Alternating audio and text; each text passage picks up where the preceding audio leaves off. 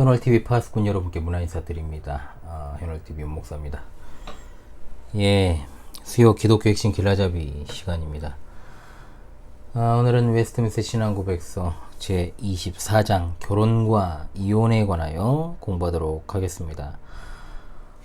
이 부분은 제가 최근에 좀 고린도 전서를 강설하면서 해당되는 내용들을 갖다가 다루었기 때문에 좀 중복되는 감이 없지 않아 있습니다. 그러나 또 신앙고백서를 해설하는 것은 또 다른 차원이기 때문에 아마도 여기서는 그 본문을 갖다가 구체적으로 다른 곳에 비해서는 간략하게 다룬다는 느낌을 여러분들이 받으실 겁니다.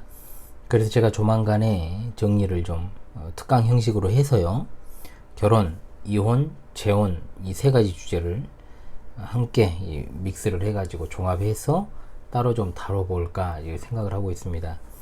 지난주에 말씀을 드렸던 대로 수요 기독교 핵심 길라잡이 시간은 여름 사역 기간에도 계속 수업을 진행할 것입니다. 그래서 다음 주에도 정상적으로 여러분 방송이 나갑니다. 그래서 웨스트민스터 신앙고백서 해설이 끝나면 1, 2주 정도 이제 정비를 하고 다음 주제로 또 넘어가서 흐름이 끊어지지 않도록 하겠다라고 제가 미리 말씀을 드린 바 있습니다. 여름 사역 기간이 이제 한 주 앞두고 있습니다만은 참 이게 그래요. 거의 이제 집중적으로 준비하는 게 이제 한 달 반에서 2달 정도인데 거의 잠을 못 자거든요.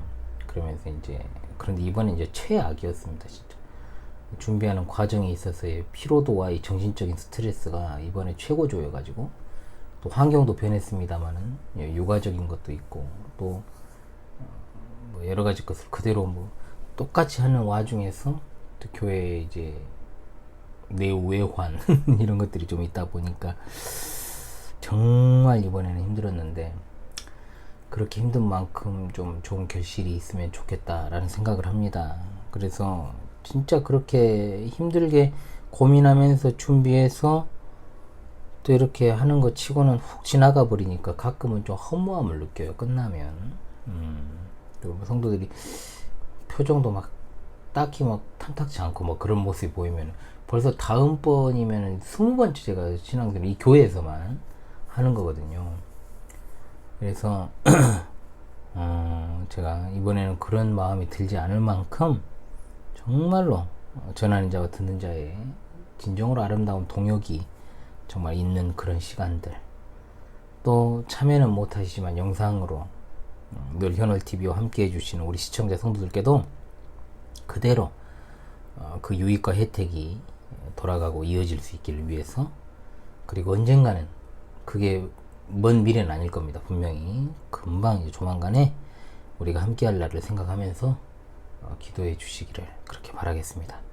자, 그럼 24장 결혼과 이혼도 한 항목씩 그렇게 읽고 해설하는 시간을 갖도록 하겠습니다. 이제 1항입니다. 일부일처의 원리. 결혼은 한 남자와 한 여자 간에 이루어져야 한다. 어떤 남자든지 동시에 한 아내 이상을 가지거나 어떤 여자든지 동시에 한 남편 이상을 가지는 것은 합법적이지 않다라고 했습니다. 자, 국가는 공공의 질서와 평화 그리고 교회를 보호하고 또 원론적으로요, 악을 징계하기 위해서 하나님께서 세우셨습니다. 그런 기능을 잘 못하는 국가가 많지만, 또한 가정은 인간의 행복과 그리고 교회의 번성을 위해서 하나님께서 세우신 것이고요, 교회는 하나님의 자녀들이 하나님께서 세우신 은혜의 방편들을 사용해서 구원과 영생을 충만하게 누리도록 이 지상의 삶 가운데 세우신 유형 교회입니다. 자, 성경은 가정이 가장 먼저 세워지고 그 다음에 교회 그리고 국가가 세워졌는데, 이 순서에 따르자면 하나님께서는 가정을 세우심으로 교회가 번성하게 하시고, 그러니까 이제 가정이 정말 중요한 거예요. 교회의 토대가 되니까. 그리고 자녀 한 명이 태어나는 것이 얼마나 큰, 이게 진짜 교회 성장이죠. 언약의 두 부부 사이에서 태어나는 자녀. 근데 보통 우리 교회처럼 남편들 안 믿거든, 한 명도. 그러니까 이게 자체가 어그러져 있죠. 그러니까 이런저런 문제들이 발생한다라고 저는 보고 있기 때문에 어찌되었든 간에 정말 중요합니다. 이 가정을 세우셔서 교회가 번성하게 되고, 가정이 흔들리고 그렇게 어그러져 있으니까 교회가 번성을 못하는 겁니다. 분명하죠. 또 하나님께서는 국가를 세우심으로 교회를 악으로부터 보호하려고 하셨습니다. 자, 그러므로 가정이나 국가는 교회가 번성하는 데 있어서 적극적으로 입회하지 않은 밑거름으로서의 역할을 해야 되는 겁니다. 자, 결혼. 한 남자와 한 여자 사이에 이루어져야 됩니다. 반드시. 따라서 당연히 이 원리적으로 봤을 때 남자와 남자, 여자와 여자, 사람과 동물 사이에 혼인은 이루어질 수 없습니다. 절대적으로. 남자든 여자든 한 명 이상의 배우자를 둘 수 없습니다. 그런 류의 혼인은 그 자체로 간음입니다. 그리고 하나님 보시기에 명백한 불법이죠. 조선 말기에 선교사들이 한국 땅을 밟았을 때 좀 약간 기가 차했던 것이 하나 중에 하나가 축첩제도였죠. 이게 성행하고 있었습니다. 한국 선교 초기에 이런 어떤 축첩제도를 타파하려는 노력들이 굉장히 많았습니다. 그러니까 비문명권 어떤 국가들일수록 일부 다처제 또 일처다부제가 성행하고 있는 것을 우리가 뭐 세계 테마기행 같은 걸 보면 알 수 있죠. 근자에는 어떻습니까? 이제 계약동거라는 이름으로 말이 계약동거죠. 혼인신고하지 않고 살다가 그냥 안 맞으면 헤어지는, 또 비혼주의자들끼리 만나서 또 어떤 책임도 지지 않기 위해 또 자녀는 갖지 않는 그런 어떤 교묘한 어떤 방법들이 그렇게 성행하고 있는 것도 시대적인 어떤 흐름 과정에서 보여지는 잘못된 행태라고 할 수 있겠습니다. 그러나 혼인의 질서는 하나님께서 주신 거룩한 것입니다. 하나님의 이 교회의 번성을 위해서 주신 중요한 방편이 혼인입니다. 결혼이죠. 또한 인류 최초의 결혼식이 에덴에서 있었잖아요. 아담과 하와의 신뢰를 우리가 보아서도 알 수 있습니다만은, 결혼이라고 하는 것은 자신의 배우자를 자기가 선택하는 것이 아니라 하나님의 섭리에 의해서 인도함 받는 것이다. 이게 이제 결혼의 원리라는 것을 잊지 마시고 이 결혼을 대하는 것이 중요할 것입니다. 네, 그렇다면 2항으로 넘어가죠. 2항은 결혼의 목적입니다. 결혼은 남편과 아내의 상호 협조를 위해 정당한 자손에 의한 인류의 증가와 거룩한 시에 의한 교회의 증가를 위해 부정의 방지를 위해 제정되었다라고 했습니다. 예. 자, 결혼의 목적은 우리가 잘 기억을 해버립시다. 이제 3가지입니다. 첫째, 남편과 아내가 서로 도우며 살아가도록 하기 위해서 제정되었습니다. 그러니까 이것은 단순하게 부부가 서로 도와줌으로 건전한 가정을 세운다, 이걸 위한 어떤 이런 목적 이상입니다. 이 땅에 하나님의 몸된 교회의 기초 단위로서 온전한 가정을 확립하는 것이 목적이라는 겁니다. 그리고 2번째입니다. 합법적인 자손을 얻기 위한 수단으로서 제정된 것입니다. 하나님께서 선택하신 백성들은 창세전에 이미 예정되어 있었습니다. 이 세상에 태어나기도 전에 이미 그들의 출생이 작정되어 있던 거죠. 그러므로 성도의 결혼은 창세전에 하나님께서 자기 자녀들을 출생시키는 수단으로 삼으신 것으로 교회를 번성하게 하기 위한 아주 신성한 것이다. 이걸 우리가 알아야 되겠고요. 그리고 3번째입니다. 혼인은 성적인 부정을 막기 위한 수단으로 제정된 겁니다. 성은 하나님께서 허락하신 특별한 선물입니다. 그런데 타락한 인간은 어떻습니까? 성을 갖다가 쾌락의 수단으로 삼죠. 그러니까 무분별한 어떤 성관계, 불특정 다수와의 어떤 이성 교제를 아무렇지도 않게 막 이렇게 이 사람 헤어지고 저 사람 만나고 하는 것을 부끄럽게 생각을 안 해요. 그거를. 이것도 아주 문제죠. 그리고 어떻습니까, 여러분? 이 남자, 저 남자, 이 여자, 저 여자 많이 만나보고 결혼해야 된다라고. 그 말 자체가 간음을 조장하는 거잖아요, 사실은. 아무리 우리가 정말 생각을 했을 때 이 마음을 지키는 것이 중요한데, 마음을 지키긴 그냥 마음을 못 지키니까 몸도 못 지키는 거죠. 하나님께서는 자신의 자녀들이 성적인 죄악에 빠지지 않도록 부부관계를 통해서 허락하셨다는 것. 그러므로 이 성이라고 하는 것은 오직 한 사람에게만 허용되는 성이고, 부부관계를 벗어나서 이루어지는 성관계는 난잡한 것이다. 하나님을 욕되게 하는 것이다. 이것을 우리가 절대적으로 잊지 말아야 될 것입니다. 자, 이 부분은 제가 따로 다룬다고 했으니까요. 이 정도로 하고요. 사망으로 가도록 하죠. 사망은 불신결혼 금지입니다. 판단력을 가지고 동의할 수 있는 모든 종류의 사람들이 결혼하는 것은 합법적이지만 오직 주 안에서 결혼하는 것은 그리스도인들의 의무이다. 그러므로 참된 개혁파 신앙을 고백하는 자들은 불신자들이나 천주교인들이나 다른 우상 숭배자들과 결혼해서는 안 된다. 또한 경건한 자들은 그들의 생활이 유명하게 악하거나 멸망할 이단들을 주장하는 자들과 결혼함으로써 균형이 맞지 않게 멍해를 지게 되어서도 안 된다라고 하였습니다. 결혼이라고 하는 것은 이제 요즘 결혼 정년기라는 것도 웃기는 이야기가 됐죠.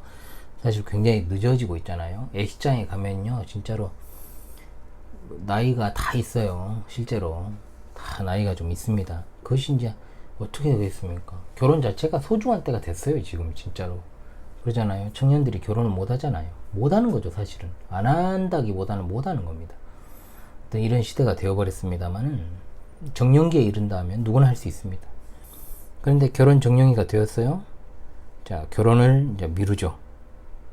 뭐 미루고 싶어서 미루는 건 아니지만 요즘 시대는 또 독신의 은사 이런 것이 없음에도 불구하고 그러나 우리가 생각해야 돼요. 성적 결함이 없는 한 독신의 은사 가진 사람이 쉽지 않죠, 진짜. 그러니까 독신의 은사가 없으면서도 결혼하지 않으면 이건 여러분 성적으로 타락해질 가능성이 매우 크죠. 그러니까 경건한 성도가 자녀를 생산하지 않으면 교회 미래에도 심각한 영향을 줄 수 있는데 이미 그런 시대가 되어버렸고 중간에 허리가 없어져 버렸잖아요. 그러니까 교회에서 아기 울음소리가 안 나잖아요. 아주 심각하죠. 그래서 많은 사람들이요, 뭐 이것은 제가 아주 오래전부터 이야기했던 건데 가정을 그냥 성교지라고 착각하면 안 됩니다. 절대적으로 결혼해서 남편 또는 아내를 믿게 하면 되는데 뭐 상대방 배우자 될 사람이 믿지 않는 것이 무엇이 문제냐고 반문합니다. 실제로 하나님께서 이 세상에 가정을 가장 먼저 주신 이유를 아까 일항을 통해서 우리가 조금만 상고를 했다면 절대로 그런 말을 할 수가 없을 텐데 결혼을 앞둔 청년들이 아주 단순하게 생각을 하죠. 가정은 하나님께서 성교지로 주신 장소가 아니에요. 이 항에 나오는 목적들을 위해 수단으로 주신 것이 가정입니다. 주 예수 그리스도 안에서 하나가 된 자들이 합력하여 하는 것이 결혼이다. 결혼을 통해서 분명히 예수 그리스도와 그의 성도의 관계를 보여주잖아요. 교회의 관계를. 그러면 어떻게 하겠습니까? 가정이 정말로 중요한 거예요. 그럼 많은 신자들이 어떻습니까? 정말로 이 배우자 위한 기도를 할 때 어찌 보면 신앙은 그냥 옵션으로 생각하는 경우가 많아요. 결혼의 우선순위는 무조건 주 예수 그리스도를 영접한 자인가 여기에만 맞춰줘야 되는 겁니다. 자, 중생한 성도가 중생하지 못한 사람을 만났다. 자, 그것 자체로 여러분 그것만 봤을 때 뭡니까? 영혼보다는 육적인 만남을 우선으로 해서 만나니까 그렇게 되죠. 여자는 남자의 어떤 강인함에 또 남자는 여자의 매력적인 어떤 그런 어필에 넘어간 거죠.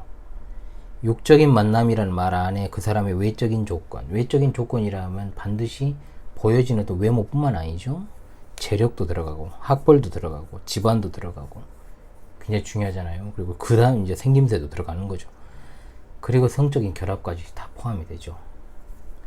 그리스도의 마음과 정신을 가진 사람이 어떻게 전혀 그리스도와 상관없이 살아가는 그런 어떤 정신과 마음을 갖지 못한 사람, 그런 사람과의 영혼의 친밀한 교제가 가능할 수 있겠습니까? 그러니까 이 둘이 몸과 마음이 하나가 되는 것은 있을 수 없는 일인 거예요. 소위 말하면 220V에다가 110V를 꽂으면 되겠습니까? 안 되는 거죠.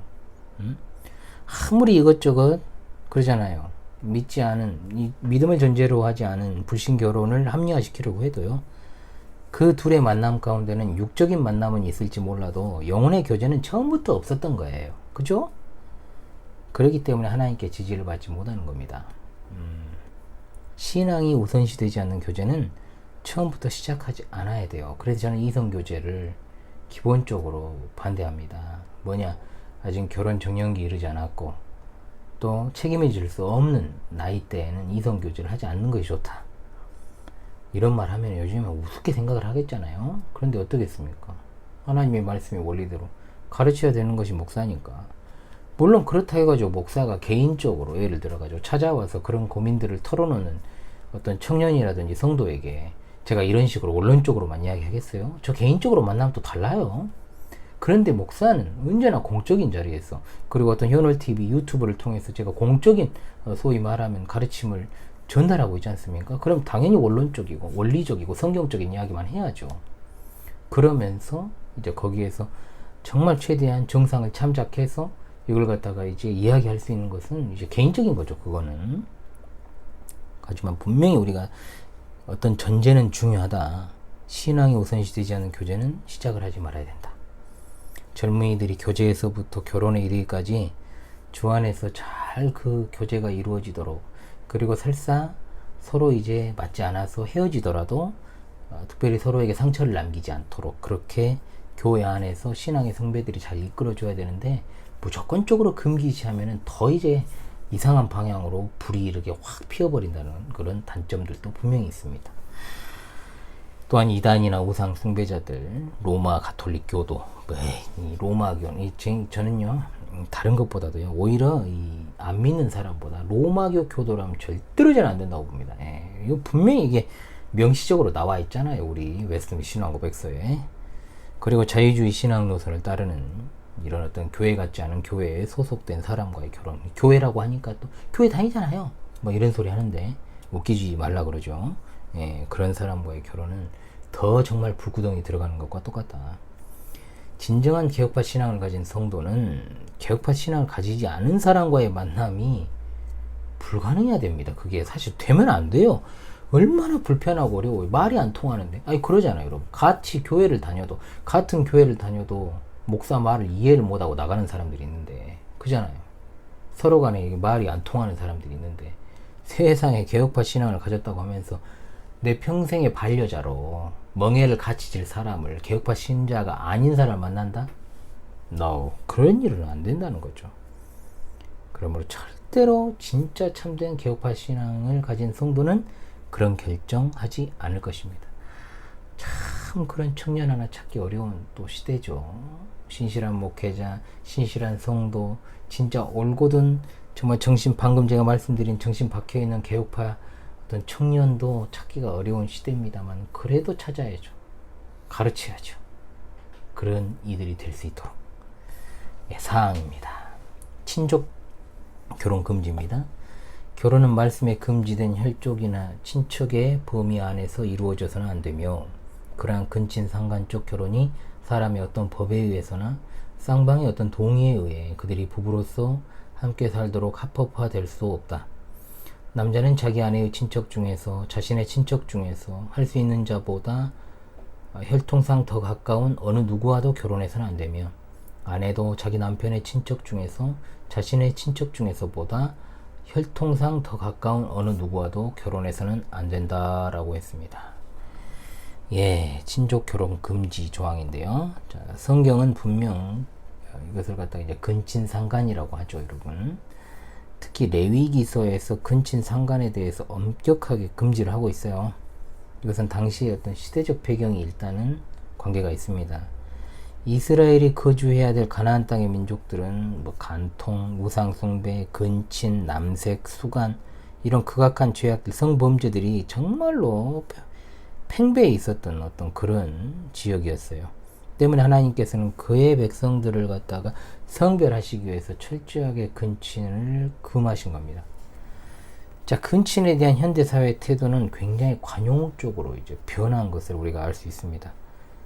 한참 전부터 이미 드라마는 출생의 비밀이라는 코드를 가지고 은밀하게 근친을 조장하면서, 또한 인척들, 그러니까 아내나 남편의 가족들이죠, 결혼을 갖다가 아무런 주의 없이 이 사랑이라는 이 전제하에 합리화시킵니다.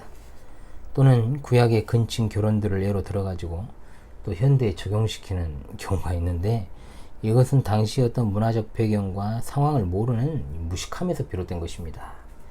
구약의 근친혼은 그 사실 자체로 봐서는 안 되는 특별한 경우예요.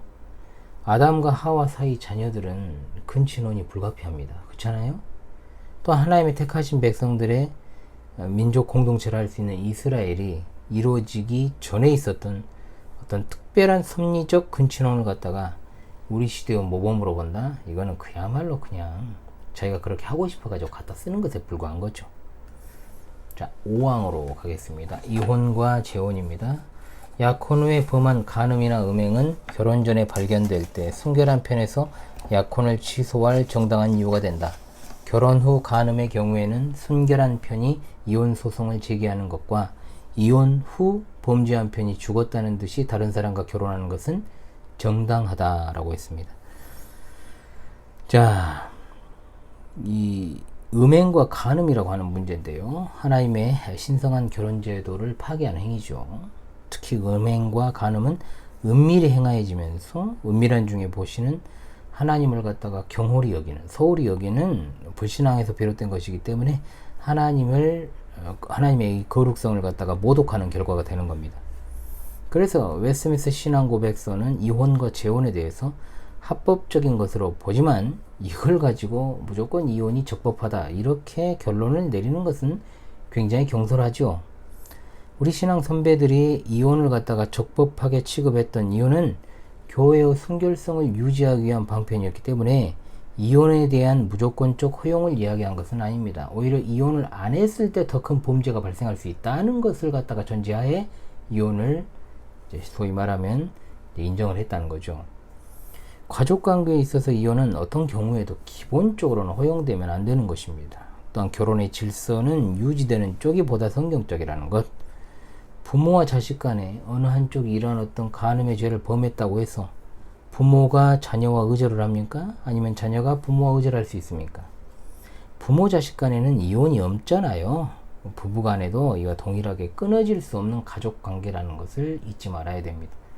현대 사회의 결혼 질서가 너무나도 문란해지다 보니까 이혼에 관해서도 사실 좀 관대해진 측면이 있습니다. 오죽하면 이혼을 했겠냐 이런 어떤 전제로 우리가 다가가는 것도 중요합니다만은 관대해진 세상이 된 것은 사실이죠. 결국 결혼 질서의 문란과 이혼은 평행선을 그리고 있는 것이다. 가정 질서의 파탄과 편부모를 둔 자녀들의 탈선이라는 심각한 사회적 문제를 낳게 되었다라는 것, 그리고 교회의 반쪽짜리 가정이 늘어나니까 신앙의 성장이 정체되는 것, 이런 문제들이 분명히 도출될 수밖에 없는 상황이 되었다는 겁니다. 예. 그리고 6항입니다. 이제 마지막 6항은 이혼입니다. 비록 사람의 부패성은 하나님께서 결혼해서 짝지어 주신 자들을 부당하게 나누려는 변론들을 궁리하기 쉬울지라도 간음이나 혹은 교회나 정부 관리가 치료할 방법이 없는 고의적 버림 외에는 아무것도 결혼의 속박을 풀 충분한 원인이 되지 못한다. 이런 경우에는 공적이며 질서 있는 소송 절차가 준수되어야 하며 당사자들이 그들 자신의 사건에서 그들 자신의 의지와 판단에 버려두어져서는 안 된다라고 했습니다. 예, 인간의 이 타락한 본성, 혼인을 파괴하고자 하는 성향으로도 드러나지요. 그래서 사람들을 어떤 모습을 보게 되면은 이혼할 구실을 갖다가 만들거나 찾아내는 성향도 있습니다. 하나님께서 부부로 짝지어 주셨지만 자기 판단과 욕망에 따라서 살려고 하는 거죠. 이혼을 하려는 사람의 태반은 그 잘못이 자기 자신에게도 반절은 있으며 그럼에도 불구하고 그 원인을 상대방에게 돌리려는 태도를 취하죠. 기본적으로 이기적이니까. 배우자의 부정과 간음도 마찬가지입니다. 배우자가 그런 악행을 한 것은 잘못이지만 그런 악행을 하도록 상당한 원인을 제공한 것도 분명 본인이라는 것을 생각을 해야 되죠. 성도는 어떤 경우에도 기본적으로 이혼을 하지 않으려 해야 됩니다. 만약에 최악의 경우에 이혼을 하지 않으면 더 큰 문제가 발생하고 더 큰 범죄가 일어날 수 있다라는 전제하에 이제 이혼을 하게 되는 것인데, 그 전의 단계가 이제 별거라는 것이 있습니다. 별거를 하는 이유가 뭡니까, 여러분? 꼴보기 싫으니까 안 보려고 별거하는 게 되면은 안 되겠죠. 서로 간에 지은 죄에 대한 깨달음과 뉘우침의 시간을 갖게 하는 것이 별거입니다. 그러나 이 방법도 사실은 추천할 만한 어떤 방법은 되지 아니합니다. 인간의 타락한 본성은 별거 기간 중에서도 또 다른 이성을 만나가지고 부정을 저지르는 것들을 제가 너무 많이 봤거든요. 그래서 안 됩니다. 또한 이 성경의 교훈에서도 알 수 있듯 부부간 떨어져 있는 것이 오히려 아예 둘의 관계가 깨져버리는 빌미가 될 가능성이 크다는 거죠. 사실 교회는 혼인에 관계된 모든 일에 관여하는 임무를 가지고 있습니다. 이걸 갖다 인정 안 하려고 그래서 그러지. 그러나 현 시대는 교회적 판단이 아닙니다. 자의적 판단을 가지고 세상의 가정법원을 교회의 판단보다 더 위에 두고, 모든 게 그러잖아요, 여러분. 모든 것을 그냥 세상 법을 갖다가 위에 세우잖아요. 그러면서 이혼을 추진하려는 경향이 강하죠. 하나님의 교회는 화해를 권장하는 것이 기본이요. 또한 이혼을 해서 상처받은 영혼들이 교회에 왔을 때 그들에게 그리스도의 용서를 전하고 필요한 도움과 위로를 주어서 그들이 고통에서 해방되고 하나님 앞에서 새롭게 재출발할 수 있도록 그렇게 지도를 해야 됩니다. 결론적으로 이혼은 적법한 것이 결코 아니라는 것. 이혼을 하고 나서 정말로 전보다 더 감사하는 삶을 사는 사람들이 많다라는 것을 들어가지고 이혼을 갖다가 정말로 권장하는 이들이 있기도 합니다만, 이거는요, 제가 반대로 이야기를 할게요. 살인을 한 사람이 죄를 뉘우치고 더 훌륭한 삶을 산다고 하는 것과 다르잖아요. 그러잖아요. 응? 살인 당한 사람은 어떻게 됩니까? 그러니까 살인이 합리화될 수 없는 범죄인 것처럼 이혼도 마찬가지예요. 이혼은 분명 죄악입니다. 그것을 갖다가 교회와 성도는 깨닫고 살아가야 된다라는 것. 네, 결혼과 이혼에 대한 내용은 제가 최근에 고린도전서를 통해서 원리적인 내용을 다루었기 때문에 더 이해가 빠르셨을 거라고 생각을 합니다. 다음 주는 사회 기간이긴 해도요, 그래도 수요일 웨스트민스터 신앙고백서 해설은 제가 그대로 정상적으로 해설을 올릴 테니까요, 함께 해주시길 바라고요. 그리고 또 제가 결혼, 이혼, 재혼에 관한 특강을 그래도 올해 안에는 하지 않겠습니까? 꼭 해서 여러분들을 찾아가도록 그렇게 하겠습니다. 지금까지 수요 기독교 핵심 길라잡이 시간에 히오널TV 윤목사였습니다. 파수꾼 여러분 수고하셨습니다.